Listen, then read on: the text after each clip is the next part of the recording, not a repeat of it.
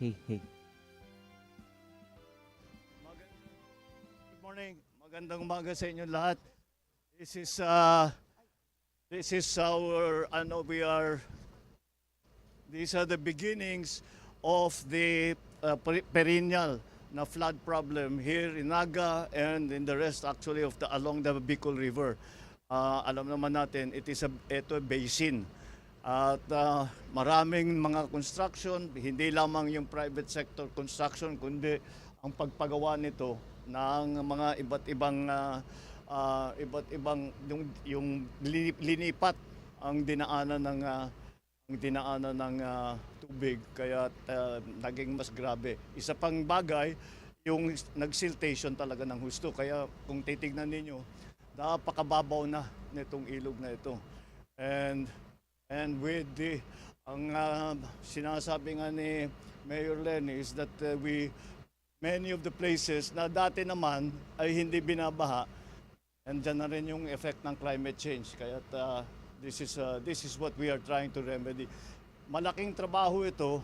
It will take time, but marami na tayo mga intervention na pwedeng gawin, such as tools that we are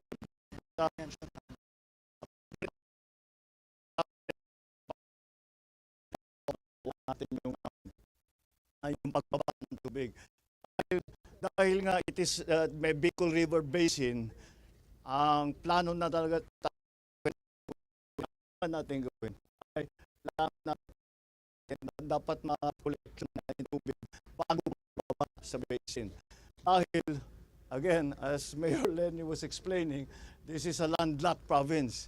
And because it's a landlocked province, ang tagal lumabas ng tubig. So wag na natin sana papasukin. But this is only the beginning. Ito, desiltation lamang ito.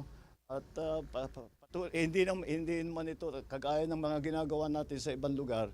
This is not going to be one time. We will keep doing this until we have the more long-term solutions. At hopefully, down the road, if we design everything properly, hindi na natin kailangan paulit-ulit na binabalik-balikan. Okay? All right. Mr. President, flood control issue. Nakikita po ang visit ninyo sa Naga City in the lens of politics.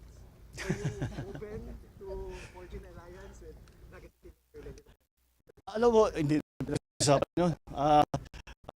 I think the mayor will agree with me na serbisyo muna bago politika. The most political thing that we did today, I wore my pink socks.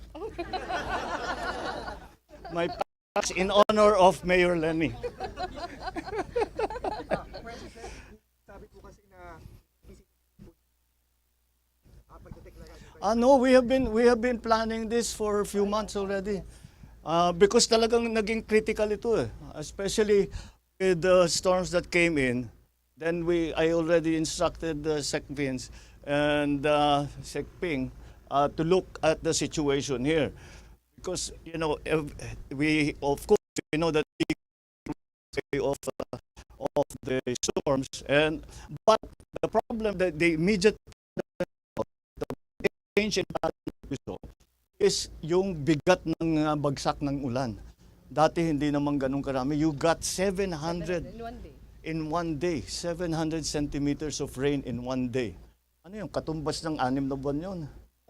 Pas po siya sa Ondoy and Yolanda. Yeah, that's very significant, and that's why it became critical. So we did not discuss.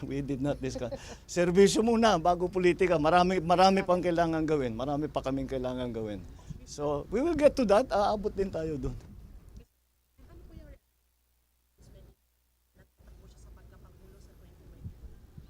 Again, politics.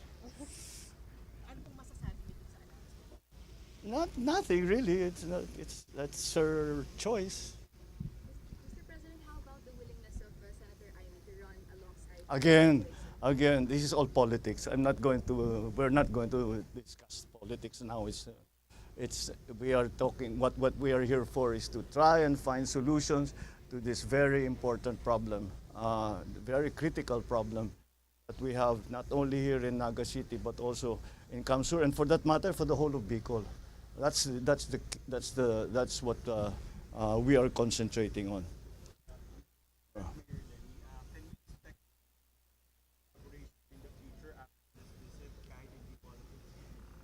We don't change. Whatever kung sinong, it's not only here kung sino ang nangangailangan ng tulong, the national government is here to help. So as you know, I came from local government, kaya I have great sympathy for the situations of local government, the different constituencies, the cities, the provinces, the towns, the municipalities.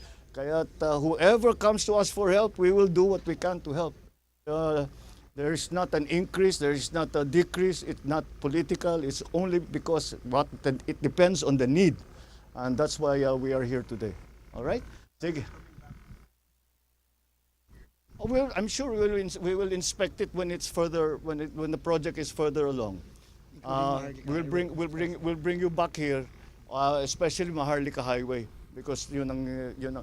In fact, many of the problems were identified because of our inspection of the Maharlika Highway rehabilitation and repair.